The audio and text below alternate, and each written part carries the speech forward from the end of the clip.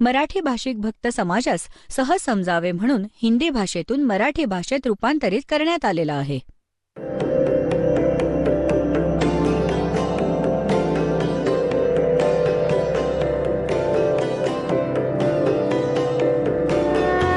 और ज्ञान सब ज्ञानडी कबीर ज्ञान सो ज्ञान और जैसे घोड़ा तोब कायम करता चले मैदान. जगद्गुरु तत्वदर्शी संत रामपालजी महाराजांचे अमृत वचन सर्व पवित्र धर्मांच्या व पवित्र शास्त्रांच्या आधारावर. आर्य समाज आणि महर्षी दयानंद तसंच वेद परमात्म्याला निराकार मानतात.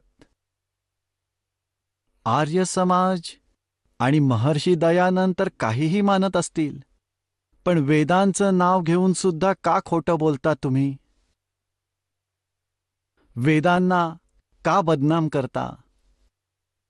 बघा आता वेद, बघा आता ऋग्वेद, हे 9 आणि 10 भाग एकत्र अनुवादित आहेत. हिंदी भाषा. हे कोण आहेत प्रकाशक आणि अनुवादक? सर्वदेशिक आर्य प्रतिनिधी सभा, महर्षी दयानंद भवन, रामलीला मैदान, नई दिल्ली. हे त्यांचे फोन आणि फॅक्स नंबर आहेत. आर्य भाषा भाष्य म्हणजे अनुवाद करता. मुद्रक आहेत प्रिन्स ऑफसेट प्रिंटर्स. मुद्रक आहेत Prince offset printers, 1510 Pataudi house, Daryaganj, नवी दिल्लीहून. याचाच अनुवाद आहे. एक विशेष आश्चर्याची गोष्ट आहे पुण्यात्मांनो, जे वेदांचे जाणकार म्हणवतात आणि परमात्म्याला निराकार म्हणतात, त्यांच्याच हाताने अनुवादित झालेले आहेत हे वेद. इथे परमात्म्याने दया केलीये आपल्यावर आणि तुम्हावर. यांच्या बुद्धीवर दगड टाकला आहे. या थोड्या श्लोकांचा अनुवाद ठीक केलेला आहे. नाहीतर हा दास अनुवाद करतो असंच केलं असतं.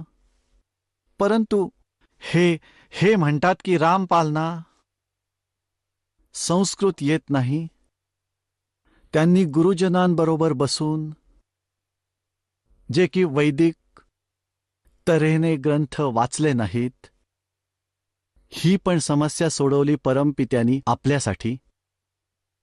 ह्याच इंजिनियरांकडून अनुवाद करून घेतला. आता चूळभर पाण्यामध्ये मरायला पाहिजेत. जे म्हणत होते वेदामध्ये निराकार परमात्मा आहे. बघा तुम्ही, आपण पहिल्यांदा हे बघूया. ऋग्वेद मंडल 9 सूक्त 82 आणि मंत्र नंबर 1. याच्यामध्ये काय सांगितलं आहे की सर्व उत्पादक प्रभू म्हणजे सर्वांची उत्पत्ती करणारा परमात्मा, प्रकाश स्वरूप, सद्गुणांची वृष्टी करणारा आणि पापांचं हरण करणारा, नाश करणारा, तो आहे परमात्मा. तो आहे राजेव, राजाच्या प्रमाणे. राजेव राजाचे 269 वर 269 वर बाकीचा राहिलेला अनुवाद इथे आहे 270 वर. ऋग्वेद नंबर 9 सूक्त 82 का श्लोक नंबर 1 वाचतोय. राजाप्रमाणेच दर्शनीय आहेत. मनुष्याचा आकार आहे राजाप्रमाणे बघण्यासारखा. तो आहे पृथ्वी आणि लोकांतरांच्या चारी बाजूला. शब्दामध्ये प्रतीत होतोय. तो आहे वर्णीय पुरुषाला म्हणजे चांगल्या आत्म्याला. जो दृढ भक्त आहे त्याला पवित्र करत प्राप्त होते. ज्याप्रमाणे विद्युत आकाशातली वीज आकर्षित असणाऱ्या स्थानांना आधार बनून प्राप्त होते, त्याचप्रमाणे परमात्म्याने या ब्रह्मांडाला उत्पन्न केले. आता ह्याच्यातून काय दिसतंय की परमात्म्याला शरीर आहे आणि पापांचा नाश करणारा आहे आणि तो दृढ भक्तांना आणि चांगल्या आत्म्यांना येऊन भेटतात. तिथून चालत येतात, राजाप्रमाणेच दिसायला असतात. काय उद्देश घेऊन येतात? ऋग्वेद मंडल 9 सूक्त 82चा आता एक मंत्र वाचला, आता 2 वाचू.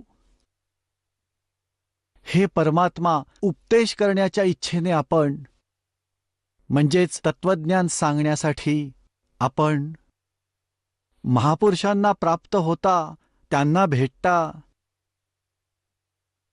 आपण अतिशय वेगवान पदार्थाप्रमाणे आमच्या आध्यात्मिक यज्ञांना प्राप्त होता. आपण त्यांनी कवीचा अर्थ, यांनी कवीरचा अर्थ सर्वज्ञ केला. कवीर वेदस्य हा प्र लागलाय. संधिछेद करून त्यांनी त्याचा अर्थ सर्वज्ञ केला. इथे लिहायचं होतं, तुम्ही कवीर देव आहात, सत्स्वरूप आहात. आमच्या पापांना दूर करून हे सोम, हे अमर परमात्म्या आम्हाला सुख दे. आता ही समस्या सोडवू, हे समाधान करून घेऊ की कवीरच्या जागी कवीर देव लिहायचं होतं. कवीर देव. आपण ज्याप्रमाणे वेदांना वेद म्हणतो, ज्याप्रमाणे एखाद्याचं नाव वेद प्रकाश आहे, तो लिहितो वेद प्रकाश, आपण म्हणतो वेद प्रकाश. तर अशाच प्रमाणे आपण वेदांना वेद म्हणतो आणि कबीरला कबीर म्हणतो, कबीरला कबीर. तर आपण हे सिद्ध करतो की जिथे कवी लिहिलं आहे ना अक्षर लावून, तर ती बुद्धिमान व्यक्ती परमात्म्याला परिचित आहे, आत्मज्ञानाला परिचित आहे. तो जर अनुवाद करेल, तो इथे लिहील कबीर देव. इथे सर्वज्ञ नाही लिहायचं, कारण इथे परमात्म्याचीच महिमा चालू आहे. आणि जिथे परमात्म्याचं वर्णन असतं वेदामध्ये, तर तिथे कबीरचा अर्थ कबीर देव लिहायला लागेल. आपण कबीर साहेब म्हणू, देव किंवा भगवान. ज्याप्रमाणे त्यांनी यजुर्वेदाच्या अनुवादात सांगितलंय ते दाखवतो. बघा, हा यजुर्वेद आहे. आपण ऋग्वेद बघितला, आता यजुर्वेदामध्ये दाखवतो. प्रकाशक आहेत सार्वदेशिक आर्य प्रतिनिधी सभा, 2/5 महर्षी दयानंद भवन, रामलीला मैदान, नई दिल्लीमध्ये छापलंय. हा त्याचा अनुवाद करता आहे. मुद्रक आहेत Prince offset printers, 1510 Pataudi house, Daryaganj, Nai Delhi. याच्यामध्ये मी आपल्याला 36व्या अध्यायामध्ये घेऊन जातोय. हा अध्याय 36 आहे. षट त्रिशंग अध्याय. याच्या पहिल्या मंत्रामध्ये लिहिलेला आहे रुचम वाचम परपदे मनो यजू परपदे. हा यजू शब्द आहे. याला 2 अपसर्ग लागलेले आहेत. याचा अनुवाद महर्षी दानतजीने अगदी बरोबर केलाय. बघा आता इथे केलाय. यजूचा अर्थ लिहिला आहे यजुर्वेद, अगदी बरोबर आहे. जर ह्या शब्दाचा अर्थ केला तर कसं समजेल की यजुर्वेदाच्या बाबतीत म्हणलंय हे? ठीक अशाच प्रमाणे ज्या ठिकाणी वेदांमध्ये परमात्म्याचा महिमा आहे, तर तिथे लिहायला लागेल की आपण कबीर देव आहात. आजपर्यंत कोणी कवी सर्वज्ञ झाला आहे? जर एखाद्या कवीच्या बाबतीत एखादं प्रकरण असेल, प्रसंग असेल, तर तिथे कवी शब्द मान्य आहे, समजण्यासारखा आहे. पण इथे परमात्म्याची महिमा आहे वेदामध्ये ज्या ठिकाणी, तिथे कबीर देव लिहायला लागेल, त्या कबीरचा अर्थ. आता आपण परत बघूया ऋग्वेद. यजुर्वेद बाजूला ठेवला, आता ऋग्वेद. हा आहे तोच ऋग्वेद.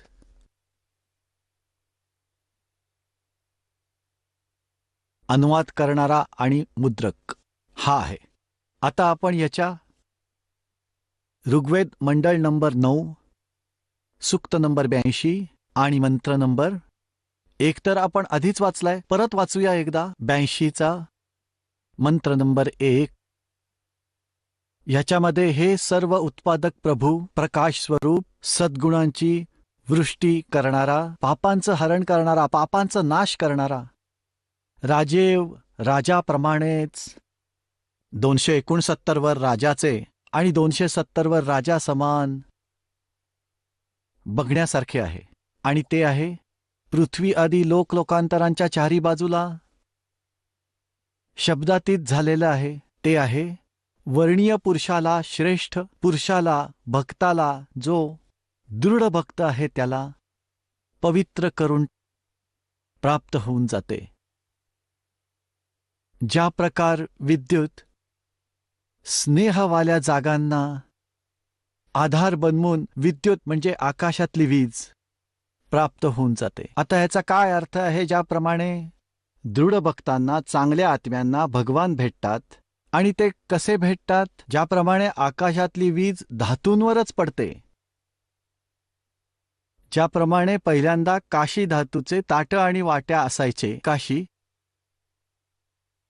आणि पावसाळ्याच्या दिवसात जर ते अंगणात पडलेले असले तर आपली आजी सांगायची की या काशीच्या ताटांना आणि भांड्यांना आतमध्ये ठेवा. आकाशातली वीज नेहमीच काशीच्या भांड्यांवरच पडते, कारण त्याचं त्याच्याबरोबर एक विशेष आकर्षण होतं. त्याचप्रमाणे परमात्मा वरच्या लोकात राहतो, सतलोकामध्ये. सतलोकाच्या 3ऱ्या भागात विराजमान आहेत आणि तिथून वेगाने खाली येतात. ते चांगल्या आत्म्यांना, दृढ भक्तांना भेटतात, जे त्यांच्या मार्गाला पुढे नेतात. विचलित न होता जे दृढ भक्त, त्यांच्याबाबत त्या परमात्म्याचं विशेष आकर्षण होतं. ते परमात्मा कोणाकोणाला भेटले आहेत? आदरणीय धरमदास साहेबांना, बांधवगडवाल्यांना, आदरणीय मुलुकदास साहेबांना, आदरणीय नानक साहेबांना, जे शीख धर्माचे प्रवर्तक आहेत, आदरणीय दांदू साहेबांना, आदरणीय गरीबदास साहेबजी गाव छुडानी जिल्हा जजरवाल्यांना, आदरणीय घिसादास साहेबजी गाव खेखडा जिल्हा मेरठ उत्तर प्रदेशवाल्यांना, आणि महर्षी रामानंदजींना. तर या महापुरुषांच्या बाबतीत दासाला माहिती आहे, ज्या दृढभक्तांना परमात्मा येऊन भेटले, तर त्या महात्म्यांना परमात्म्याने सचखंडला घेऊन गेले, जिथे ते राहतात, सतलोकामध्ये, आणि तिथून परत पाठवलं. मग त्यांनी स्वतःच्या डोळ्यांनी बघितलेलं अमृतवाणीमध्ये सांगितलं. आणि ते पण हेच सांगतात जे वेद सांगतात. कारण परमेश्वर कबीरजी जेव्हा ही लीला करायला येतात, चांगल्या भक्तांना भेटतात,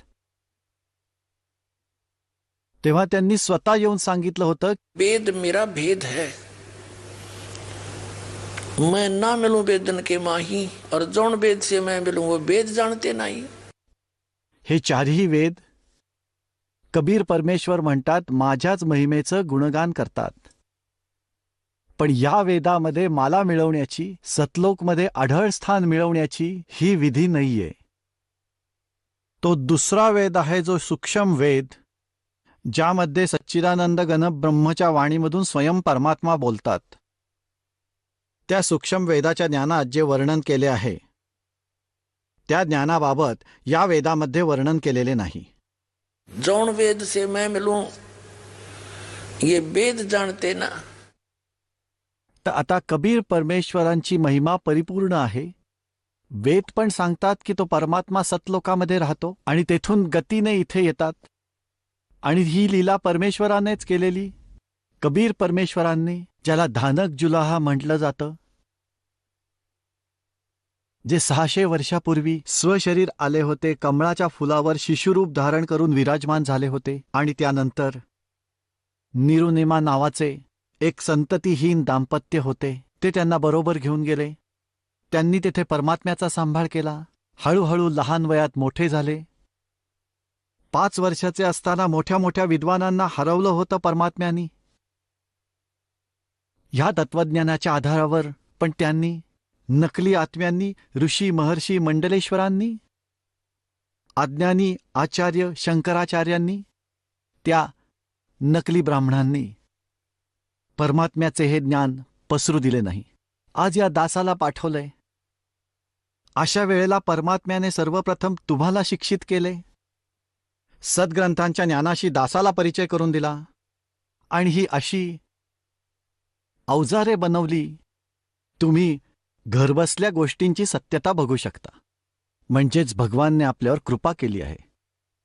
तर प्रसंग चाललाय की वेदामध्ये भगवान सशरीर आहेत, माणसासारखा दिसतोय, राजासारखा बघण्यासारखा आहे. तो एका स्थानावर राहतो आणि हे सुद्धा प्रमाणित आहे. तो कशासाठी येतो तिथे धावत धावत?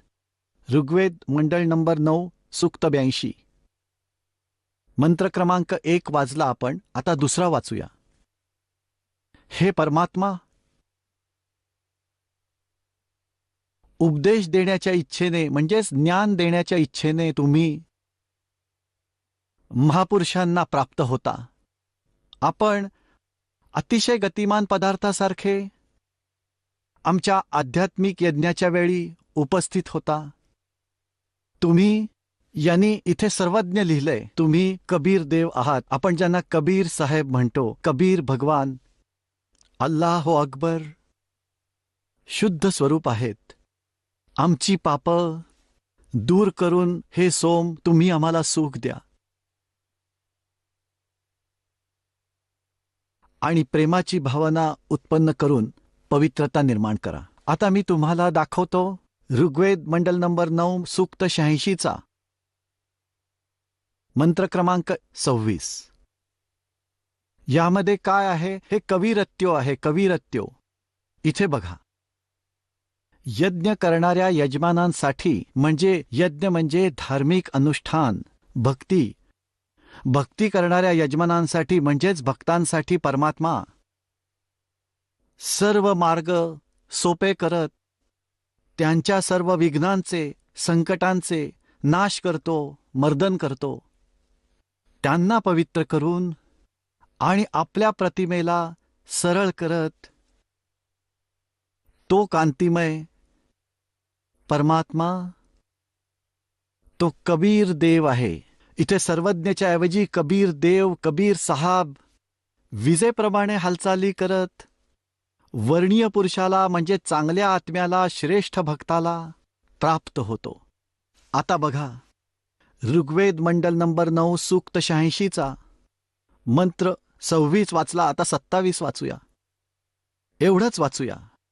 जो परमात्मा द्युलोकाचे 3ऱ्या पृष्ठावर विराजमान आहे, एकाच ठिकाणी राहतो. जो परमात्मा द्युलोकांमध्ये 3ऱ्या पृष्ठावर विराजमान आहे, तिथे बसला आहे. पुण्यात्मांनो, द्युलोक म्हणजे तेजोमय लोक. जो सतलोक म्हणजे ज्याला संत भाषेमध्ये आम्ही सतलोक म्हणतो, सचखंड म्हणतो, ती पृथ्वी स्वप्रकाशित हिऱ्यासारखी आहे. आणि त्या सतलोकाचे 3 भाग आहेत, 3 स्तर, 3 विभाग आहेत. आणि त्याच्या 3ऱ्या स्तरावर सर्वात वरच्या स्थानावर परमात्मा विराजमान आहे. घुमटाच्या आत सिंहासनावर राजासारखा, डोक्यावर मुकुट आहे, वरती सफेद छत्र आहे. पुण्यात्मांनो, महर्षी दयानंद काय म्हणतात, काय मानतात की परमात्मा एका स्थानावर नाहीये. आता त्याचं एक प्रकरण दाखवतो, सत्यार्थ प्रकाश. नंतर पुढे जाऊया. पहिले महर्षी दयानंद यांच्याद्वारा प्रकाशित साऱ्या जीवनाचा त्यांचा अनुभव. त्यांनी ज्या प्रकारे वेद जाणला आणि जसा साऱ्या आयुष्यात त्यांनी अनुभव घेऊन अध्यात्म मार्ग समजून घेतला, तो सगळाच्या सगळा त्यांचा अनुभव सत्यार्थ प्रकाश या पुस्तकामध्ये लिहून ठेवलाय. तर या सत्यार्थ प्रकाश पुस्तकाला महर्षी दयानंद समजा, त्यांचा अनुभव आहे म्हणजे तेच त्यांचं समजावणं. जो काही त्यांचा अनुभव संग्रह होता तो सगळा लिहून टाकला. आता बघा महर्षी दयानंद काय सांगतात परमात्म्याच्या विषयी. हे आहे सत्यार्थ प्रकाश. आता बघा महर्षी दयानंदांना या पोजमध्ये बघून ओहो, माणूस घाबरून मरेल. पुढच्यामध्ये तर महात्म्याने कमालच केली आहे, देवाशी सरळ संपर्क करून ठेवला असेल. आता बघा यातील अनुभवातूनच कळेल. हे आहे आज सत्यार्थ प्रकाश. आता पहा याच्यात काय लिहिलंय की वेद आदी विविध म्हणजे वेद आदी विविध म्हणजे सतशास्त्राप्रमाणे सद्ग्रंथाप्रमाणे सद्ग्रंथांचा आधार घेऊन याची रचना केली आहे. कोणी? श्रीमद परमहंस परिव्राजकाचार्य महर्षी दयानंद सरस्वती स्वामी विरचित. त्यांच्या नावाच्या मागे आणि पुढे कितीतरी उपमा लावल्या आहेत. हे प्रकाशक आहेत वैदिक यतीम मंडल, दयानंद मठ, दीनानगर, पंजाबचे. आणि हे तेच प्रकाशक आहेत, तेच. आणि हे आहेत मुद्रक आचार्य प्रिंटिंग प्रेस, दयानंद मठ, गोहाना मार्ग, रोहतक. ठीक आहे. आता याच्या पान क्रमांक 153 वर तुम्हाला दाखवतो. सप्तमस मुल्लास सत्यार्थ प्रकाश. या प्रकाशनाचे पान क्रमांक 153. इथे बघूया. कोणीतरी प्रश्न केलाय, ईश्वर व्यापक आहे का एका विशिष्ट देशात राहणारा आहे? महर्षी दयानंदांनी सांगितलंय की व्यापक आहे. जर एका देशात राहता तर सर्व अंतर्यामी, सर्वज्ञ, सर्वनियंता, सगळ्यांचा स्रष्टा, सगळ्यांचा धर्ता, प्रलयकर्ता होऊ शकला नसता. अप्राप्त देशामध्ये करता तरी क्रिया असंभव आहे. आता महर्षी दयानंद यांनी हे स्पष्ट केले आहे की परमात्मा एकाच देशात राहत नाही. एकाच देशात राहता तर साऱ्या सृष्टीची रचना कशी केली असती? हे तर जड बुद्धी असणाऱ्या व्यक्तीचे विचार असतात. परमेश्वराच्या वचनामध्ये एवढी शक्ती. एका शब्दात सारी रचना रचू शकतो तो. मग देव आमच्यासारखाच झाला तर मग देव कुठून झाला? आणि दाखवतो की महर्षी दयानंद यांनी याच सत्यार्थ प्रकाशमध्ये मुसलमान धर्मातील याच गोष्टींकडे लक्ष वेधले आहे. काय तुमचा खुदा माणसासारखा आहे जो एकाच जागी राहतो? एकाच जागी राहणारा कधी देव होऊ शकत नाही. बघा, हे आहे सत्यार्थ प्रकाश. चतुर्दशसम उल्लास, 14 उल्लास, 480 वर 480 पान आहे. निश्चितच परवरदिगार तुमचा अल्लाह आहे, ज्याने निर्माण केले आकाश आणि पृथ्वीमध्ये 6 दिवसाच्या आत करार निर्माण केला. आकाशामध्ये कामाची तदबीर करतो. आता हे कुराण शरीफ आहे. कुराण शरीफच्या एका आयतेचा अनुवाद आहे. महर्षी दयानंद यांनी याच गोष्टीकडे लक्ष वेधले आहे. ज्ञानाच्या आधारे खोट्यावर टीका केली आहे. काय म्हटलं आहे? हे सिद्ध केलंय की हे लिहिलंय की जे माझ्या हुकमाने होतं आणि झालं. जे कुराणमध्ये असं म्हटलंय की ज्याला 6 दिवस लागूच शकत नाहीत, यावरून 6 दिवस लागले हे खोटं आहे. जर हे व्यापक असतं तर वरती आकाशात का थांबतं? आणि जेव्हा तदबीर करतो कामाची, तेव्हा तुमचा खुदा अगदी माणसासारखाच आहे. महर्षी दयानंद मान्य करीत नाहीत की खुदा परमात्मा मनुष्यासारखा आहे. त्याकडे लक्ष वेधलंय. कारण जो सर्वज्ञ आहे तो बसल्या बसल्या तदबीर काय करणार? यावरूनच लक्षात येतंय की देवाला न मानणाऱ्या जंगली लोकांनीच हे पुस्तक लिहिलं असावं. आणि महर्षी दयानंद यांनी यामध्ये आणि किती वाईट प्रकारे टीका केली आहे. आणि यामध्ये काय सांगण्याचा प्रयत्न केला आहे की तुम्ही म्हणताय की खुदानी 6 दिवसात सृष्टीची रचना केली, 7व्या दिवशी सिंहासनावर बसला. सिंहासनावर बसला याचा अर्थ तो माणसासारखाच झाला. महर्षी दयानंद म्हणतात नाही, तो तर व्यापक आहे. अर्थात एका ठिकाणी राहत नाही. आता पुढे पहा, पान क्रमांक 481 वर 14 उल्लास 481व्या पानावर काय म्हणतात?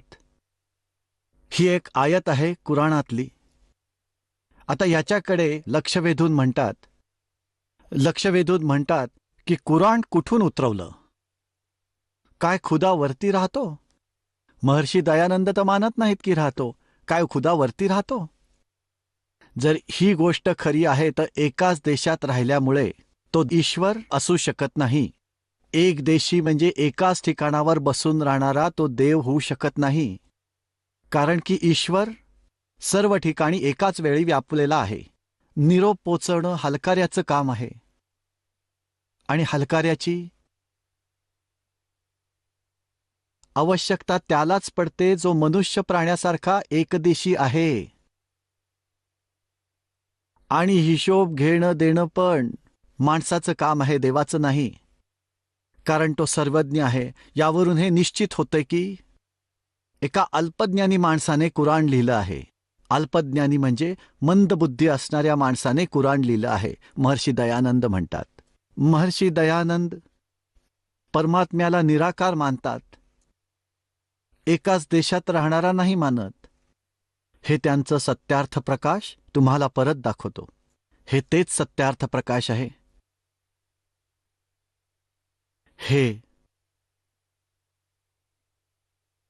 हे तेच आहे.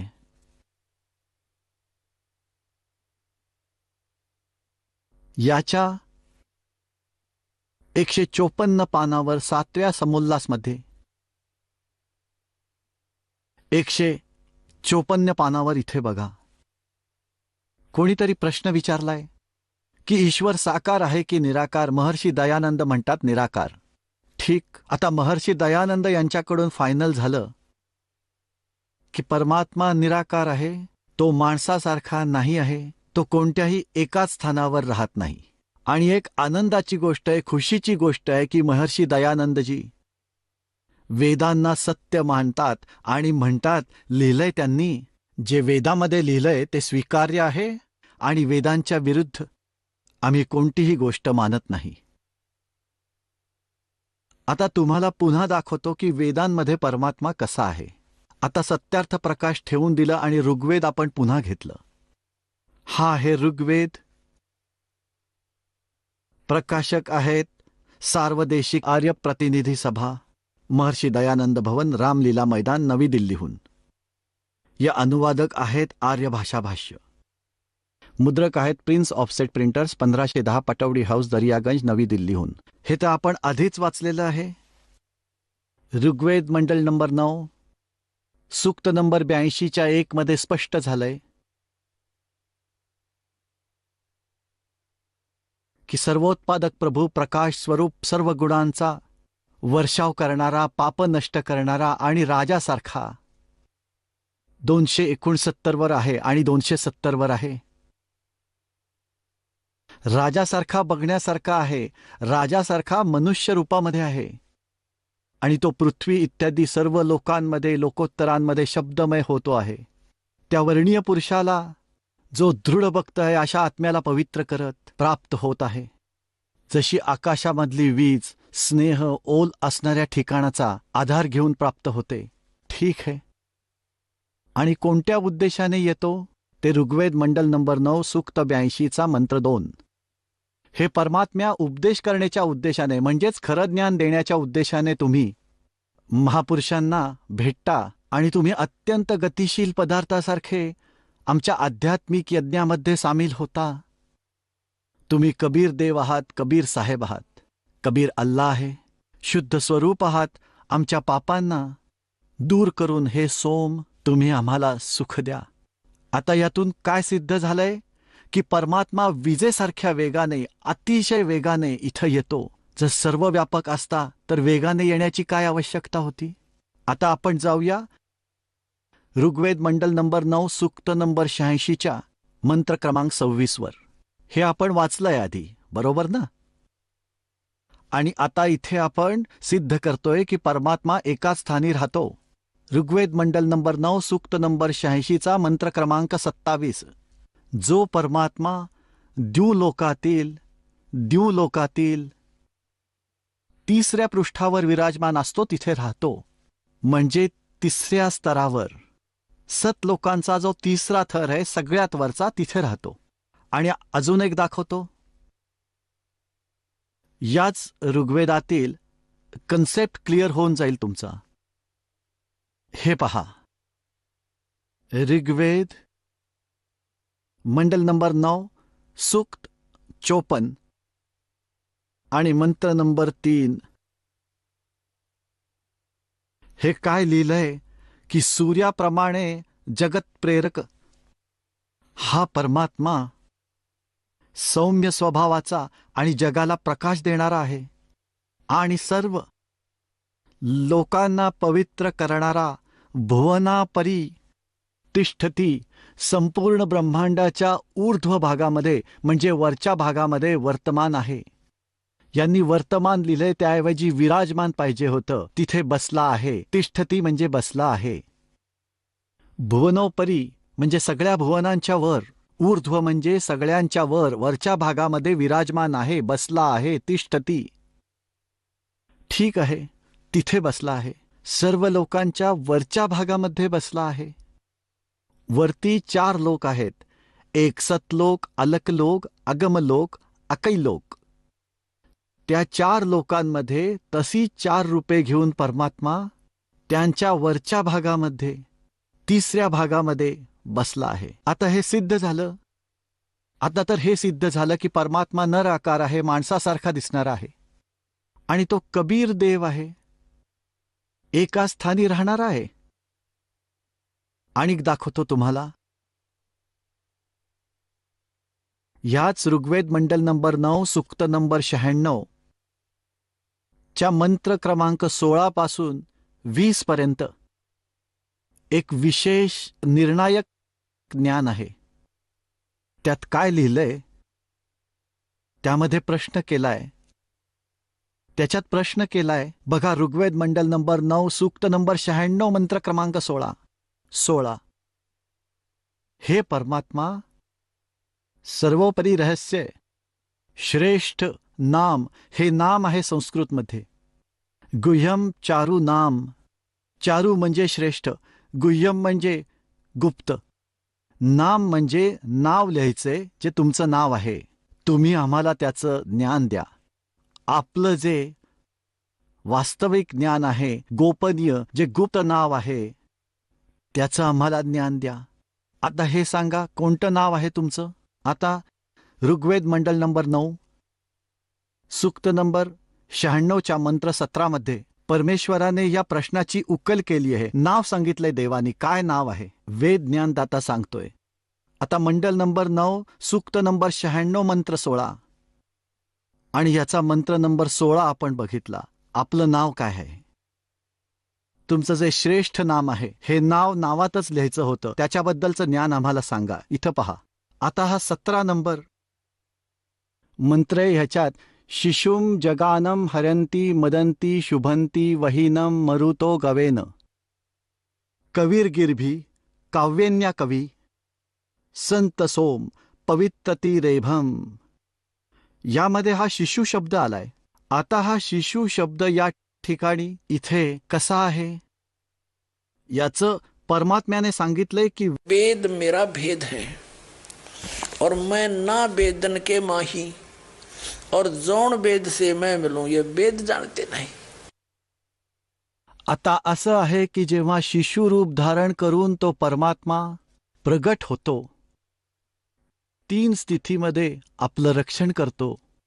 एका स्थितीमध्ये परमात्मा द्युलोकांमध्ये 3ऱ्या स्तरावर एखाद्या राजासारखा सिंहासनावर विराजमान आहे. त्याच्या शरीरावर एका रोमामध्ये करोडो सूर्य, करोडो चंद्र, एका रोमामध्ये एवढा प्रकाश आहे.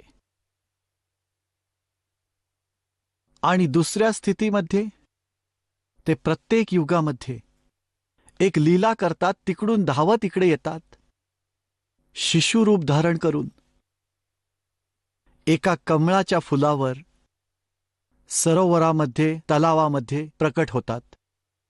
तिथून संतानहीन दाम्पत्य त्यांना घेऊन जाते आणि मग त्या नवजात शिशूच्या रूपात प्रकट झालेल्या परमात्म्याच्या संगोपनाच्या लीला कुमारी गायींकडून होते. आणि ही लीला केलीये कुणी? आणि त्याचं वेदांमध्ये पण प्रमाण आहे की ज्या परमात्म्याने ही लीला करून ठेवलीये. मग परमात्म्याला समजण्यामध्ये वेळ नाही लागत. जे वेदांना सत्य मानतात त्यांच्यासाठी वेद बरोबरच आहेत, आम्हीही मानतो. आणि वेदांमध्ये जी लीला आहे ईश्वराची, ज्या ईश्वराने ती केली आहे, मग तो देवच आहे. मग देव तर तोच आहे. समजायला वेळ लागत नाही. दुराग्रही हट्टी व्यक्ती ईर्षेमुळे मानणार नसतील तर ते त्यांचं दुर्भाग्यच आहे. यामध्ये काही बढाई नाही, आत्म्यासाठी आधार असला पाहिजे. आता तुम्हाला दाखवतो ऋग्वेद मंडल नंबर 9, याच ऋग्वेदातील ऋग्वेद मंडल नंबर 9 आणि सूक्त नंबर 1 आणि मंत्र नंबर 1 मध्ये काय लिहिलंय? यामध्ये सोम म्हणजे परमात्मा, म्हणजे परमात्म्याचाच महिमा चालू आहे. ठीक आहे. आता दुसऱ्यामध्ये ऋग्वेद मंडल नंबर 9 सूक्त नंबर 1 मंत्र 2 मध्ये हे परमात्मन ठीक आहे. आणि आता इथे तिसऱ्यामध्ये हे परमात्मन, तीनही मंत्रांमध्ये परमात्म्याचाच महिमा चालू आहे. आणि 4 मध्ये हे परमात्मन आपण, आणि 5 मध्ये हे परमात्मन आपण, हे पण परमात्म्याच्या विषयीच चाललं आहे. आणि ऋग्वेद मंडल नंबर 9 सूक्त 1 आणि मंत्र 6 मध्ये, आता 7 मध्ये यांच्या लक्षात आलं की परमात्म्याला तर आपण निराकार म्हटलं आहे. मग तिथे पुरुष लिहायला सुरुवात केली. अशाच प्रकारे त्यांनी 8 मध्येही या पुरुषाला, आता पुरुष म्हणजे काय, पुरुष म्हणजे काय याचा निर्णय करूया त्यांच्या शब्दात. वेदानेच वेद सिद्ध करूया, काट्यानेच काटा काढूया. हे बघा, हा यजुर्वेद त्याच विद्वानांनी अनुवादित केलाय जो परमात्म्याला निराकार म्हणून सांगतोय. सार्वदेशिक आर्य प्रतिनिधी सभा 2/5 महर्षी दयानंद भवन नवी दिल्लीहून हे आर्य भाषा भाष्य आहे. मुद्रक आहेत Prince offset printers 1510 Pataudi house Daryaganj नवी दिल्लीहून. या यजुर्वेदाचा 40वा अध्याय शेवटचा अध्याय आणि त्याचा 17वा मंत्र 40व्या अध्यायाचा शेवटचा मंत्र आहे. हा 40वा अध्याय, याच्या 15 मध्ये वेद ज्ञानदाता स्वतःविषयी बोलतोय की वायू अनिलम अमृतम वेदम भस्मांतम शरीरम ओम करतो समर किल्बे समर कर्तुम समर. वेद ज्ञानदाता म्हणतोय की माझं एक नाव ओम आहे. त्याचं काम करता करता स्मरण करा, विशेष कसक घेऊन स्मरण करा. मनुष्य जीवनाचं मूळ कर्तव्य आहे म्हणून स्मरण करा. वायू अनिलम अमृतम अथितम भस्मांतम शरीरम, शरीराचा त्याग करेपर्यंत याची साधना केल्यामुळे जे अमरत्व प्राप्त होते ओममुळे, ते तुम्हाला मिळेल. इथे बघा, आता हा आहे 44 अध्याय 40व्या अध्यायाचा 17वा श्लोक.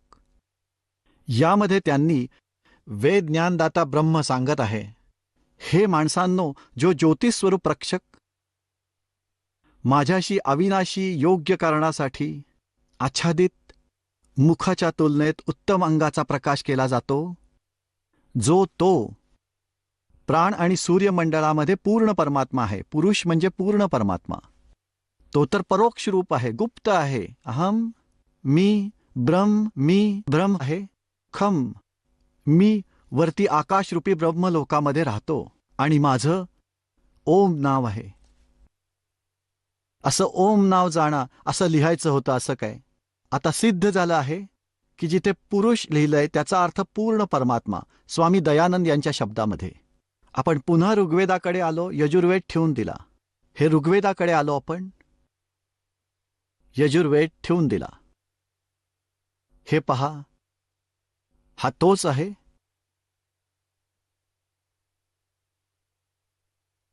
आता आपण याच्या ऋग्वेद मंडल नंबर 9 सूक्त 1च्या 6 पर्यंत परमात्मा लिहित राहिले. 6व्या मंत्रामध्ये आणि 7व्या मध्ये लक्षात आल्यावर पुरुष लिहिलं आणि 8व्या मध्ये पण पुरुष लिहिलंय. इथे लिहिणार की त्या पूर्ण परमात्म्याला, पुरुष म्हणजे पूर्ण परमात्म्याला उग्रगती प्रेरित करते आणि भासमान शरीराला, तेजोमय शरीराला तो पुरुष म्हणजे तो परमात्मा प्राप्त होतो. पुढे पाहूया. आणि ज्यामध्ये 3 प्रकारांनी दुसऱ्याचं कल्याण, कारण म्हणजे कल्याण करण्यासाठी मधुमय शरीर मिळते. याचा काय अर्थ आहे? त्या पूर्ण परमात्म्याला उग्रगतीमुळे प्रेरणा मिळते. यदा यदा ही धर्मस्य ग्लानिर्भवती भारत. वेद ज्ञानदाता सांगतात की जेव्हा इथं धर्माच्या विरुद्ध तिरस्कार वाढतो, अधर्म वाढतो, त्यावेळी मी माझा अंश अवतार धारण करतो रामकृष्णाच्या रूपात. आणि मग ते अधर्माचा नाश करून धर्माची स्थापना करतात. त्यांची पद्धत काय आहे रामकृष्णाची हे तुम्ही पाहिलंच असेल. रावणाला मारलं, करोडो लोक मारले गेले. परशुराम सुद्धा त्यांचेच अवतार होते, विष्णूंचे. त्यांनी लाखाच्या संख्येने क्षत्रियांना मारलं, लाखाच्या संख्येमध्ये. नंतर श्रीकृष्णजी आले, त्यांनी पण असंच राक्षसांचा नाश करून धर्माची स्थापना करण्याचा प्रयत्न केला. पण शांतता कशी झाली, जसं की काही लोक मारले गेले, त्यामुळे अशांती अजून वाढली. त्यांच्या बायका विधवा झाल्या, लहान मुलं अनाथ झाली. त्यांच्या बायकांवर राहिलेल्या लोकांनी नको नको ते अत्याचार केले. हे तर सगळ्या जगासाठी लाजिरवाण आहे. तर ही तर पद्धत आहे ती काल ब्रह्मने पाठवलेल्या त्यांच्या भगवानांची, पुत्रांची. आणि आता तो पूर्ण परमात्मा शांती स्थापना कशी करतो, तो ज्ञानाने, तो स्वतः येतो आणि सर्वांना ज्ञान देतो. जसं इथे लिहिलं आहे की त्या परमात्म्याला उग्र गती म्हणजेच भयंकर परिस्थिती जेव्हा पृथ्वीवर तयार होते त्यापासून तो प्रेरित होतो आणि मग तो एका हलक्या तेजपुंज रूप घेऊन इथे प्रकट होतो. त्या परमात्म्याचं शरीर 3 स्थितीमध्ये आहे. एक तर तुम्हाला सांगितलं सतलोकामध्ये राहतो, राजासारखा सिंहासनावर बसलाय, डोक्यावर मुकुट आहे, वर छत्र आहे. वेद पण सांगतात की ज्या महापुरुषांना ईश्वर भेटला त्यांना घेऊन गेला आणि परत सोडलं. त्यांनी पण हेच सांगितलं. अरस कुरुस पर समेत गुमत जाए, जहाँ परमेश्वर का डेरा, सवेत 70 सिर मुकुट विराजे और देखत ना उस चेहरे नु. एक स्थिती तिथे असते की जिथे सतलोकामध्ये परमात्मा राहतो, राजासारखा सिंहासनावर बसलाय. त्याच्या एका रोमामध्ये करोडो सूर्य, करोडो चंद्र, इतकं तेज आहे, इतकं तेज आहे. त्या रूपात त्या लोकातून या लोकात येतात तर आम्ही बघू नाही शकत. आमची दृष्टी कमी पडते. म्हणून परमात्मा कमी तेजपुंज रूपात साध्या रूपामध्ये येतो. ऋग्वेद मंडल नंबर 9 सूक्त 86च्या मंत्र 26 मध्ये आपण पाहिलं की परमात्मा साध्या सरळ रूपामध्ये कमी तेजपुंज रूपात येतो. जसं एका खोलीमध्ये 4-5 प्रकारच्या ट्यूब लावल्यात, 1000ची, एक 500ची, एक 100ची आणि एक 10 वॅटची किंवा 0ची. जेव्हा खूप प्रकाशाची आवश्यकता असेल तेव्हा सगळ्या चालू करा. जेव्हा आवश्यकता असेल तेव्हा सर्व बंद करून एक 0चा बल्ब चालू ठेवला, गरजेप्रमाणे प्रकाश मिळेल. जेवढी आवश्यकता असेल तेवढा प्रकाश मिळेल. तसंच परमात्मा आपल्या शरीराचं तेज हलकं करतो, कमी करतो आणि तिथून इथं येतो. आता दुसरी स्थिती तुम्हाला सांगितली की नवजात शिशूच्या रूपामध्ये कमळाच्या फुलावर प्रत्येक युगामध्ये एक लीला करतो अशी. आणि सरोवरामध्ये कमळाच्या फुलावर येतात, ज्यामुळे पाण्यावर विराजमान झाल्यामुळे परमात्म्याला नारायण म्हणतात. नार म्हणजे पाणी, त्यावर विराजमान झाल्यामुळे परमात्म्याला नारायण म्हणतात. आणि तिथून निस्संतान दाम्पत्य त्यांना घेऊन जातं. आणि तिसऱ्या स्थितीमध्ये परमात्म्यांना जेव्हा वाटेल एखाद्या साधूच्या किंवा ऋषीच्या रूपात येऊन आणि महात्म्याच्या रूपामध्ये प्रगट होतो आणि चांगल्या आत्म्यांना मिळतो. त्यांना मग ज्ञान देतो, ज्ञानाशी त्यांचा परिचय करून देतो. आता दुसऱ्या स्थितीमध्ये तो परमात्मा लहान बालकाच्या रूपामध्ये येतो, दुसऱ्या प्रकारच्या लीला करत. तर त्याचं प्रकरण बघूया. जेव्हा तो परमात्मा शिशुरूप धारण करून येतो आणि त्याला निस्संतान दाम्पत्य कमळाच्या फुलावरून उचलून नेतं, तेव्हा त्यांच्या संगोपनाचं सगळं काम कुमारी गायी करतात. तो पूर्ण परमात्मा असतो जो अशा लीला करतो. हे वेदामध्ये सांगितलं आहे. ऋग्वेद मंडल नंबर 9 सूक्त 1चा मंत्र 8 आपण वाचलाय. आता 9वा वाचूया. इमम म्हणजे त्याचं. सौम्य स्वभावाच्या श्रद्धाळू पुरुषाला इथं यांनी सौम्य म्हणजे त्या परमात्म्याला हे स्वतःच्या हातांनी लिहिलंय.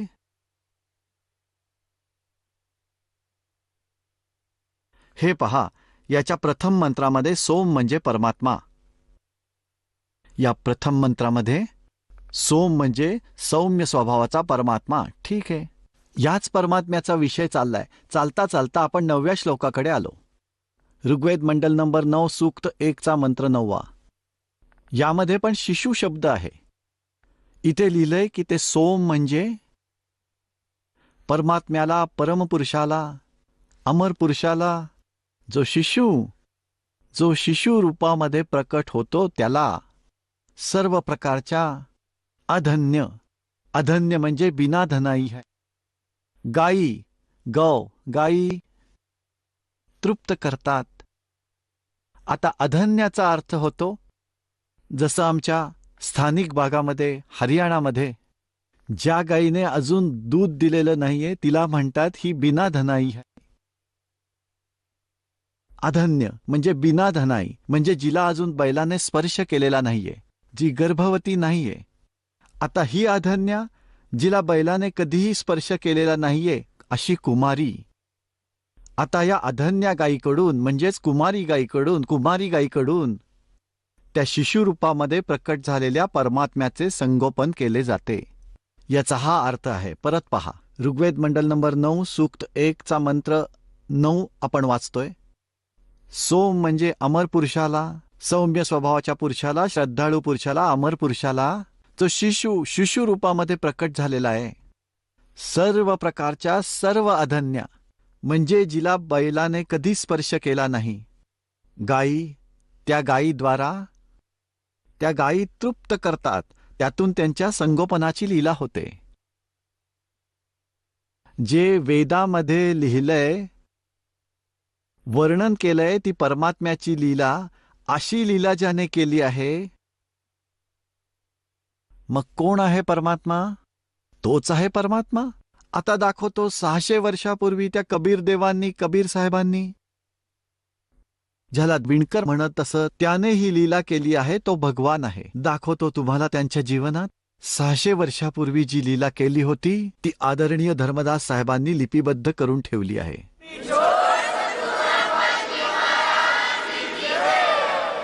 चला आता आपण त्या श्रद्धाळूंचे अनुभव जाणून घेऊयात ज्यांनी जगद्गुरू तत्वदर्शी संत रामपालजी महाराजांकडून दीक्षा प्राप्त केलेली आहे, तसेच त्यांच्याद्वारा सांगितलेल्या भक्ती मार्गावर चालत आहेत.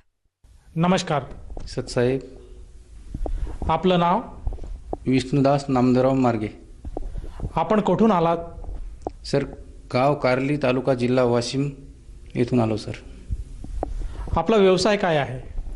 सर, दास गाडी चालवते. टाटा एस गाडी आहे लोडिंग माझ्याजवळ, ती गाडी चालवतो मी. संत रामपालजी महाराजांची गुरुदीक्षा आपण कधी घेतली?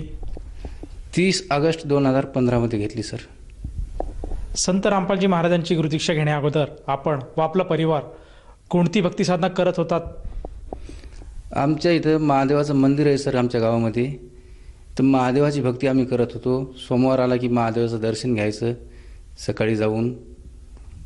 श्रावण महिन्यातनी आम्ही महादेवाच्या ओंकारेश्वरमध्ये रेल्वेमध्ये जात जाऊ, तिसऱ्या सोमवारी धारगडला जात जाऊ आणि एकदम हे MP महादेवाचं स्थान आहे तिथं जात जाऊ आम्ही. म्हणजे असं परंपरित जे साधना करत जाईल, जिथं देव दिसेल तिथं हात जोडायचे, काही दान दक्षिणा जे आपल्या पद्धतीने द्यायची, ते पारंपरिकपणे आम्ही सर्व कोणत्याही सगळ्या देवाची भक्ती करत होतो. सर, जसं की तुम्ही सांगत आहात की आपण महाराष्ट्रामध्ये जी प्रचलित भक्ती आहे ती भक्ती साधना आपण करत होतात, जसे की देवी देवतांची पूजा करणे, मंदिरात जाणे. तर मला असं विचारायचं आहे की ही भक्ती साधना आपण करत होतात, तर संत रामपालजी महाराजांच्या भक्तीबद्दल आणि त्यांच्या ज्ञानाबद्दल आपल्याला कशी माहिती मिळाली आणि आपण त्यांच्या शरणात कसे आलात? आमचे मामाचेच मुलगा आहेत इथं. 2013 रामपालजी महाराजापासून त्यांनी नामदीक्षा घेतली होती. त्यांनी आम्हाला एक ज्ञानगंगा पुस्तक दिलं होतं. ज्ञानगंगा पुस्तक वाचता आम्ही बरेच दिवस पुस्तक वाचलं. पुस्तक वाचून संत रामपालजी महाराजांचे सत्संग ऐकत होतो. सत्संग आणि पुस्तक यांचा एकमेळ मस्त. आम्हाला जसं ज्ञान पाहिजे तसं ज्ञान भेटत गेलं आणि मग आम्हाला नामदीक्षा घ्यायची आवड निर्माण झाली. नामदीक्षा घ्यायची तडप अंगातनी होतीच ती आमच्या, कारण की सच्चं ज्ञान कळालेलं होतं आम्हाला हे. तर मग आम्ही एक दिवस काय झालं, भगतजी लोकांचा कार्यक्रम असताना तिथं गेलो मी नामदीक्षा न घेताना. मग तिथं मला उत्सुक वाटलं, नामदीक्षा तर घ्यायचीच होती आपल्याला. मग तिथलचे भगतजी लोकांना हे ते पाहिलं मी माहोल द्यायचा आणि सांगितलं. ते म्हणत की तुम्ही माणूस मानवाचा जन्म आहे, तुमचा एक एक दिवस तुम्ही व्यर्थ गमवा लागले. फटकन नामदीक्षा घ्या तुम्ही आणि ही भक्ती चालू करा.